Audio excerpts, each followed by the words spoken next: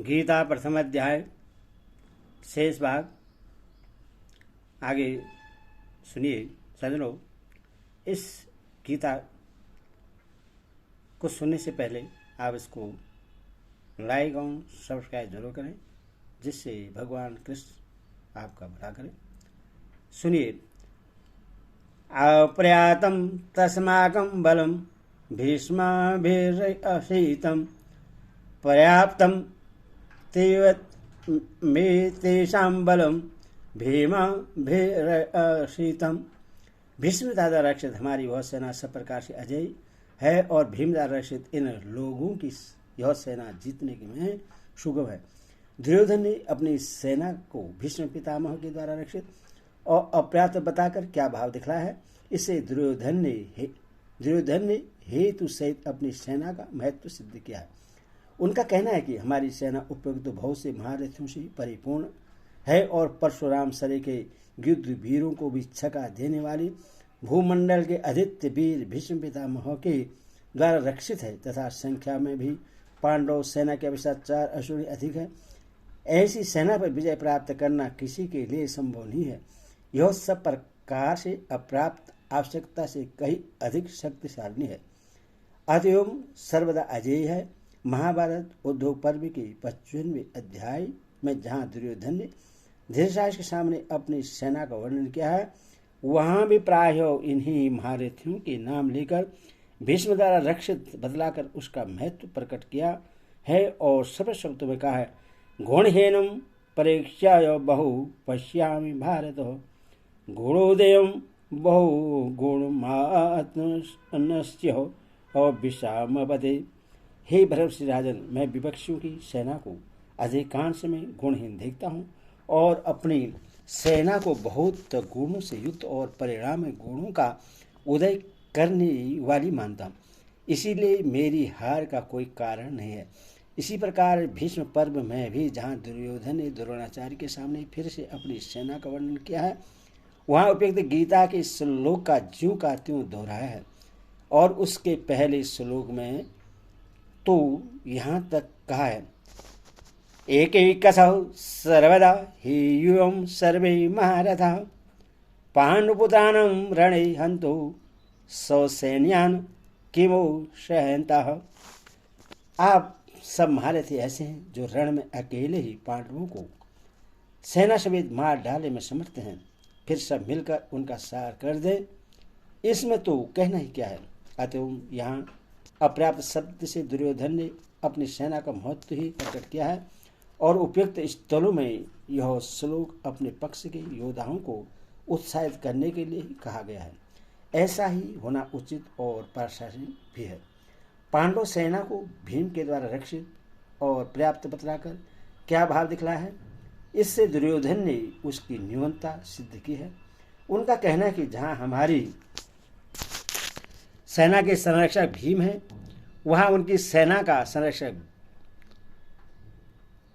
जहाँ हमारी सेना का संरक्षक भीष्म है, वहीं उनकी सेना का संरक्षक भीम है, जो शरीर से बड़ा बलवान होने पर भी भीष्म की तो तुलना में ही नहीं रखा जा सकता।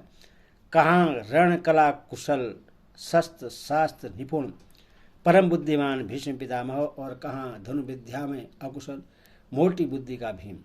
इसीलिए उसकी सेना पर्याप्त सीमित शक्ति वाली है। उस पर हम लोग सहज ही विजय प्राप्त कर सकते हैं। इस प्रकार भीष्म द्वारा रक्षित अपनी सेना को अजय बताकर अब दुर्योधन सब ओर से भीष्म की रक्षा करने के लिए द्रोणाचार्य आदि समस्त महारथियों से अनुरोध करते हैं। अन्येषु च सर्वेषु यथा भाग व स्थितः भीष्मेवाभिरक्षतु भवन्तः सर्वे एवं हिम। इसीलिए सब मोर्चों पर अपनी अपनी जगह स्थित रहते हुए आप लोग सभी निस्संदेह भीष्म पितामह की ही सब ओर से रक्षा करें। इस श्लोक का क्या तात्पर्य है। पितामह भीष्म अपनी रक्षा करने में सर्वदा समर्थ हैं।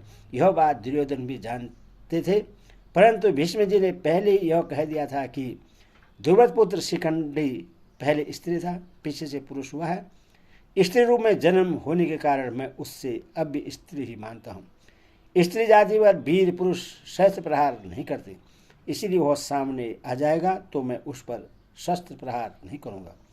इसीलिए सारी सेना के एकत्र हो जाने पर दुर्योधन ने पहले भी सब योद्धाओं से दुशासन को सावधान करते हुए विस्तारपूर्वक यह बात समझाई थी। यहाँ भी उसी भय की संभावना से दुर्योधन अपने पक्ष के सभी प्रमुख महारथियों से अनुरोध कर रहे हैं कि आप लोग जो जिस व्यूह द्वारा मोर्चे पर नियुक्त हैं सभी अपने अपने स्थान पर दृढ़ता के साथ डटे रहें और पूरी सावधानी रखें, जिससे किसी भी व्यूह द्वार से शिखंडी अपनी सेना में प्रविष्ट होकर भीष्म पितामह के पास न पहुंच जाए। सामने आते ही उसी समय शिखंडी को मार भगाने के लिए आप सभी महारथी प्रस्तुत रहें। यदि आप लोग शिखंडी से भीष्म को बचा सकें तो फिर हमें किसी प्रकार का भय नहीं है, अन्यथा महारथियों को पराजित करना तो भीष्म जी के लिए बड़ी आसान बात है। दुर्योधन के द्वारा अपने पक्ष के महारथियों की विशेष रूप से पितामह भीष्म की प्रशंसा किए जाने का वर्णन सुनकर अब संजय उसके बाद की घटनाओं का वर्णन करते हैं। तस्यम सजयन हर्षम कुरुवृद्धो पितामह सिंहनादम विनिगोच्य शंखम दंभो प्रतावान। कौरवों में वृद्ध बड़े प्रतापी पितामह भीष्म ने उस दुर्योधन के हृदय में हर्ष उत्पन्न करते हुए उच्च स्वर से सिंह की दहाड़ के समान गरज कर शंख बजाया। इस श्लोक का क्या भाव है? भीष्म पितामह कुरुकुल में बाहिक को छोड़कर सबसे बड़े थे। कौरवों और पांडवों से इनका एक सा संबंध था और पितामह के नाते ये दोनों के ही पूज्य थे। इसीलिए संजय ने इनको कौरव वृद्ध और पितामह कहा है। अवस्था में बहुत वृद्ध होने पर भी तेज बल पराक्रम वीरता और समताएं ये अच्छे वीर युवकों से भी बढ़कर थे, इसलिए इन्हें प्रतापवान बतलाया है। ऐसे ही पितामह भीष्म ने जब द्रोणाचार्य के पास खड़े हुए दुर्योधन को पांडव सेना देखकर चकित और चिंतित देखा, साथ ही यह भी देखा कि वे अपनी चिंता को दबाकर योद्धाओं का उत्साह बढ़ाने के लिए अपनी सेना की प्रशंसा कर रहे हैं और द्रोणाचार्य आदि सब महारथियों को मेरी रक्षा करने के लिए अनुरोध कर रहे हैं। तब पितामह ने अपना प्रभाव दिखाकर उन्हें प्रश्न करने और प्रधान सेनापति की हैसियत से समस्त सेना में युद्धारंभ की घोषणा करने के लिए सिंह के समान दहाड़ मारकर बड़े जोर से शंख बजाया। तरह संकाश भयस्य पडवान गोमुख सह सेवा भय हंत यतः सह शब्द इष्टमूलो भवतः। इसके पश्चात शंख और नगारे तथा ढोल मृदंग नरसिंह आदि बाजे एक साथ ही बज उठे। उनका वह शब्द बड़ा भयंकर हुआ। इस श्लोक का क्या भाव है? भीष्म पितामह ने जब सिंह की तरह गरज कर और शंख बजाकर युद्धारंभ की घोषणा कर दी, तब सब ओर उत्साह फैल गया और समस्त सेना में सब ओर से विभिन्न सेना नायकों के शंख और भांति भांति के युद्ध के बाजे एक ही साथ बज उठे। उनके एक ही साथ बजने से इतना भयानक शब्द हुआ कि सारा आकाश उस शब्द से गूंज उठा। धृतराष्ट्र ने पूछा था कि युद्ध के लिए एकत्र होने के बाद मेरे और पांडवों के पुत्रों ने क्या किया।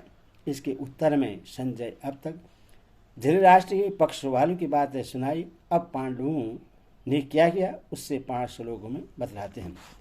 तरह सवित्र हरे युक्तम महंती सैनंदे स्थितो माधव पांडव शौचेव दिभ्यो संघो परधमत्वः। इसके अनंतर सफेद घोड़े से युक्त उत्तम रथ में बैठे हुए श्री कृष्ण महाराज और अर्जुन ने भी अलौकिक शंख बजाए। इस श्लोक का क्या भाव है?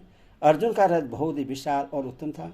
वह सोने से मढ़ा हुआ बड़ा ही तेजोमय, अत्यंत प्रकाशित, खूब मजबूत, बहुत बड़ा और परम सुंदर था। उस पर अनेकों पताकाएं फहरा रही थी। पताकों में घुंघरू लगे थे।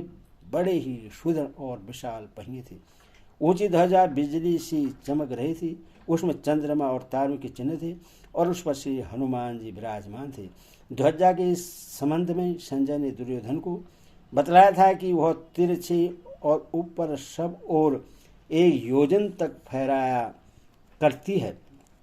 जैसे आकाश में इंद्रधनुष अनेक प्रकाश युक्त विचित्र रंगों का दिखता है, वैसे उस ध्वजा में रंग दिख पड़ते हैं।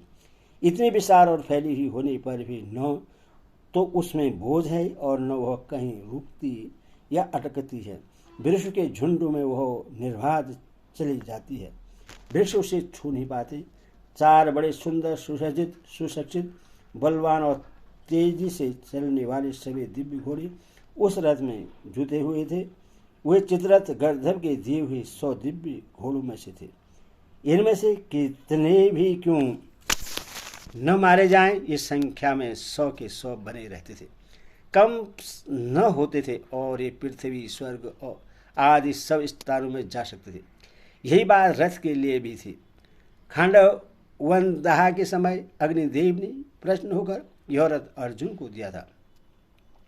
ऐसे महान रथ पर विराजित भगवान श्री कृष्ण और बीरबल अर्जुन ने जब भीष्म पितामह सहित कौरव सेना के द्वारा बजाए हुए शंखों और अन्य रणबाधों की ध्वनि सुनी, तब उन्होंने भी युद्धारंभ की घोषणा करने के लिए अपने अपने शंख बजाए।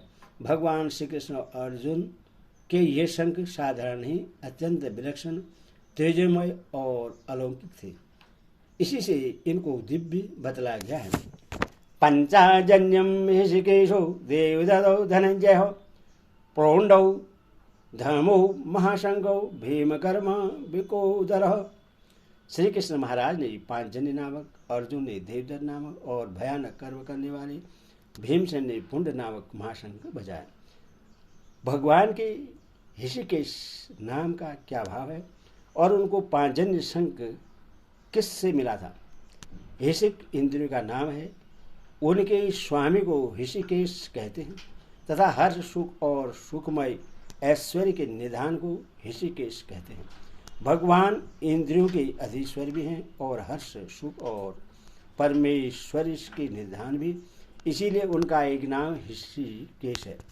ये पंचजन्य नामक शंख रूपधारी एक दैत्य को मारकर भगवान ने उससे शंख रूप से स्वीकार किया था। इससे उस शंख का नाम पांचजन्य हो गया। अर्जुन का धनंजय नाम क्यों पड़ा और उन्हें देवदत्त शंख कहाँ से प्राप्त हुआ? राजस्व यज्ञ के समय अर्जुन बहुत से राजाओं को जीतकर अपार धन लाए थे। उस कारण उनका एक नाम धनंजय हो गया और देवदत्त नामक शंख उनको निवाद क्वंचादि दैत्यों के साथ युद्ध करने के समय इंद्र ने दिया था। इस शंख का शब्द इतना भयंकर होता था कि उसे सुनकर शत्रुओं की सेना दहल जाती थी। भीष्मसेन ने भीम, कर्मा और बिरकोदर नाम कैसे पड़े एवं उनके प्रोण्ड नाम शंख को महाशंख क्यों बतलाया गया? भीमसेन बड़े भारी बलवान थे। उनके ऐसे कर्म भयानक होते थे कि देखने सुनने वाले लोगों के मनों में अत्यंत भय उत्पन्न हो जाता था। इसीलिए भीम कर्मा कहलाने लगे। इनके भोजन का परिणाम बहुत अधिक होता था और उससे पचाने की भी इनमें बड़ी शक्ति थी, इसीलिए इन्हें बिरकोदर कहते हैं। इनका शंख बहुत बड़े आकार का था और उससे बड़ा भारी शब्द होता था, इसीलिए उससे महाशंख कहा गया है। अनंत विजय राजा कुंतीपुत्रो युधिष्ठिरः नकुलः सहदेवश्च सुघोषमणि पुष्पकः। कुंतीपुत्र राजा युधिष्ठिर ने अंत विजय नामक और नकुल और तथा सहदेव ने सुघोष और मणिपुष्पक नामक शंख बजाए। युधिष्ठिर को कुंतीपुत्र और राजा कहने का क्या अभिप्राय है? महाराज पांडु के 5 पुत्रों में युधिष्ठिर, भीम और अर्जुन तो कुंती से उत्पन्न हुए थे और नकुल और सहदेव मांद्री से। इस श्लोक में नकुल और सहदेव के भी नाम आए हैं। युधिष्ठिर और नकुल सहदेव की माताएं भिन्न भिन्न थी। इसी बात को जानने के लिए युधिष्ठिर को कुंती पुत्र कहा गया है तथा इस समय राजभ्रष्ट होने पर भी युधिष्ठिर ने पहले राजस्व यज्ञ में सब राजाओं पर विजय प्राप्त करके चक्रवर्ती साम्राज्य की स्थापना की थी। संजय को विश्वास है कि आगे चलकर वही राजा होंगे और इसी समय भी उनके शरीर में समस्त राज चिन्ह वर्तमान है, इसीलिए उनको राजा कहा गया है। काश्यचौ परमेश्वासौ श्रीखंडचौ महारथ धृष्टधूमौ विराटस्य सात्विकश्चापराजितः द्रुपदौ द्रुपदेशाय सर्वस्य पृथ्वीपते सौभद्रश्चौ महाबाहु शंखानंदमो नमो पृथक श्रेष्ठ धनुष वाली काशीराज और महारथी श्रीखंडी एवं धृष्टद्युम्न तथा राजा विराट और अजय सात्विक राजा द्रुपद एवं द्रौपदी के 5 पुत्र और बड़ी भुजा वाले सुभद्रा पुत्र अभिमन्यु, इन सभी ने हे राजन सब ओर से अलग अलग शंख बजाए। काशीराज धृष्टद्युम्न विराट सात्विक द्रुपद तथा द्रौपदी के 5 पुत्र और अभिमन्यु का तो परिचय पहले प्रासंगिक रूप से मिल चुका है। शिखंडी कौन है और इनकी उत्पत्ति कैसे हुई थी? शिखंडी और धृष्टद्युम्न दोनों ही राजा द्रुपद के पुत्र थे। शिखंडी बड़े थे और धृष्टद्युम्न छोटे। पहले जब राजा द्रुपद के कोई संतान नहीं थी, तब उन्होंने संतान के लिए आशुतोष भगवान शंकर की उपासना की थी। भगवान शिवजी के प्रश्न होने पर राजा ने उनसे संतान की याचना की। तब शिवजी ने कहा, तुम्हें एक कन्या प्राप्त होगी। राजा द्रुपद बोले, भगवान मैं कन्या नहीं चाहता, मुझे तो पुत्र चाहिए। इस पर शिवजी ने कहा, वह कन्या ही आगे चलकर पुत्र रूप में परिणित हो जाएगी। इस वरदान के फलस्वरूप राजा द्रुपद के घर कन्या उत्पन्न हुई। राजा को भगवान शिव के वचनों पर पूरा विश्वास था, इसीलिए उन्होंने उसे पुत्र के रूप में प्रसिद्ध किया।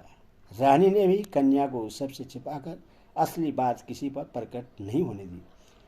उस कन्या का नाम भी मर्दों का सा श्रीखंडी रखा और उसे राजकुमारों की पोशाक पहनाकर यथाक्रम विधिपूर्वक विद्याध्ययन कराया। समय पर दशाण देश के राजा हिरण्यवर्मा की कन्या से उसका विवाह भी हो गया। हिरण्यवर्मा की कन्या जब ससुराल में आई, तब उससे पता चला कि शिखंडी पुरुष नहीं है, स्त्री है। तब वह बहुत दुखित हुई और उसने सारा हाल अपने दासियों के द्वारा अपने पिता राजा हिरण्यवर्मा को कहला भेजा। राजा हिरण्यवर्मा को द्रुपद पर बड़ा ही क्रोध आया और उसने द्रुपद पर आक्रमण करके उन्हें मारने का निश्चय कर लिया। इसी संवाद को पाकर राजा द्रुपद युद्ध से बचने के लिए देवाराधना करने लगे। इधर पुरुष वेशधारी उस कन्या को अपने कारण पिता पर इतनी भयानक विपत्ति आई देखकर बड़ा दुख हुआ और वह प्राण त्याग का निश्चय करके चुपचाप घर से निकल गई। वन में उसकी ईश्वराकर्ण नामक एक ऐश्वर्यवान यक्ष से भेंट हुई। यक्ष ने दया करके कुछ दिनों के लिए उससे अपना पुरुष तत्व देकर बदले में उसका स्त्री तत्व ले लिया। इसी प्रकार शिखंडी स्त्री से पुरुष हो गया और अपने घर पर आकर माता पिता को आश्वासन दिया और ससुर हिरण्यवर्मा को अपने पुरुष तत्व की परीक्षा देकर उन्हें शांत कर दिया। पीछे से कुबेर के सांप से ईश्वराकर्ण जीवन भर स्त्री रह गई। इसी से श्रीखंडी को पुरुष तत्व लौटाना नहीं पड़ा और वे पुरुष बने रहे। भीष्म पितामह को यह इतिहास मालूम था, इसी से वे उन पर शस्त्र प्रहार नहीं करते थे। वे शिखंडी भी बड़े शूरवीर महारथी योद्धा थे। इन्हीं को आगे करके अर्जुन ने पितामह भीष्म को मारा था। इन सभी ने अलग अलग शंख बजाए। इस कथन में भी कोई खास बात है। सर्वस्व शब्द के साथ संजय यह दिखलाते हैं कि श्री कृष्ण 5 पांडव और काशी राज आदि प्रधान योद्धाओं के जिनके नाम लिए गए हैं, अतिरिक्त पांडव सेना में जितने भी रथी महारथी और अतिरथी वीर थे, सभी ने अपने अपने शंख बजाए। यही खास बात है। भगवान श्री कृष्ण और अर्जुन के पश्चात पांडव सेना के अन्य शूरवीरों के द्वारा सब और शंख बजाए और जाने की बात कहकर अब उस शंख ध्वनि का क्या परिणाम हुआ उसे संजय बतलाते हैं। सघोषो धार्तराष्ट्रगण हृदयानि व्यैदार्यतः नभस्य पृथिव्यः चैवं तुमुलो व्यनुना अनायनः। और उस भयानक शब्द से आकाश और पृथ्वी को भी गुजाते हुए धार्त राष्ट्र में यानी आपके पक्ष वालों के हृदय विदीर्ण कर दिए। इस श्लोक का क्या भाव है? पांडव सेना में जब समस्त वीरों के शंख एक ही साथ बजे, तब उनकी ध्वनि इतनी विशाल, गहरी, ऊंची और भयानक हुई कि समस्त आकाश पृथ्वी उससे व्याप्त हो गई। इस प्रकार सब और उस घोर ध्वनि के फैलने से सर्वत्र उसकी प्रतिध्वनि उत्पन्न हो गई, जैसे पृथ्वी और आकाश गूंजने लगे। उस ध्वनि को सुनते ही दुर्योधनादि धृतराष्ट्र पुत्रों के और उनके पक्ष वाले अन्य योद्धाओं के हृदय में महान भय उत्पन्न हो गया।